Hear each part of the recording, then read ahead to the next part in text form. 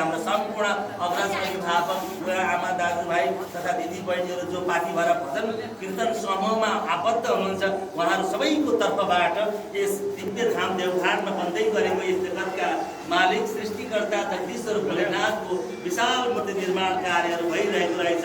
यो महान अभियानमा 108 गौमुखी धारा, 108 शिवलिङ्ग, 12 ज्योतिर्लिङ्ग, 4 धाम बनाउने यो जुन थोपा मिलाएर भैला भन्ने यो महान अभियानमा आज हामीलाई पनि यो पवित्र भूमिमा आएर थोरै भए पनि दान गर्ने अवसर परमात्माले जुटाइदिनु भएको छ भन्नुहुँदै पार्टीभरा भजन कीर्तन समूहका होल बुवा आमा दाजुभाइ तथा दिदीबहिनीहरू जो यस भजन कीर्तन समूहमा आबद्ध हुनुहुन्छ यहाँ सबैले एकमुष्ट रूपमा 5,505 रुपियाँ दान गरेर पुण्य कार्यमा सहभागी हुनुभएको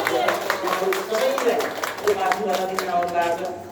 बुढीगङ्गा 1 मोरौदेखि आउनुभएको छ।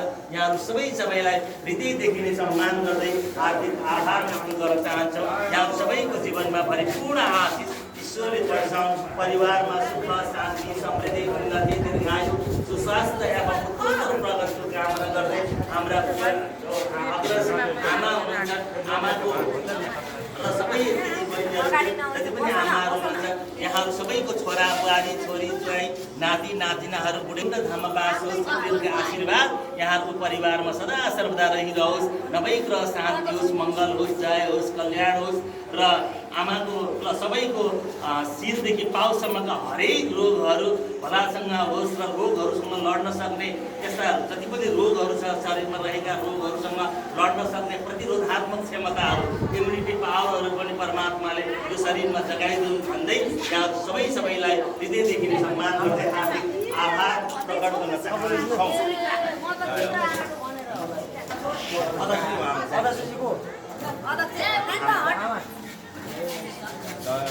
ताली ताली ताली फोटो खिचिदिनु ल।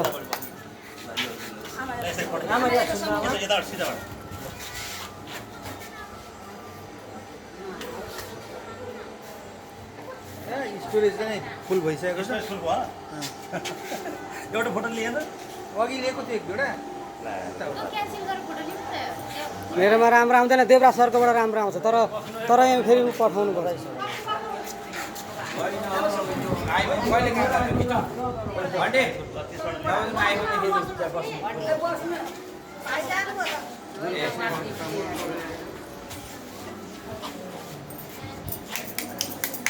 ताली पड्काउँ, फोटोमा ताली आउँदैन। मेरो भिडियोमा छ नि त।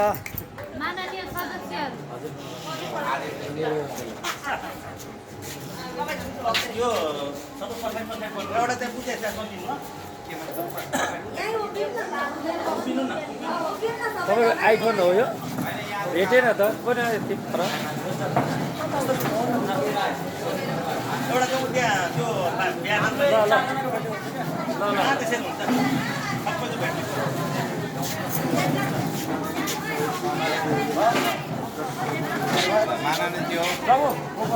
यो लिनु त एकपल्ट घुमाउनु त बिस्तारो बस नि भिडियो लिनु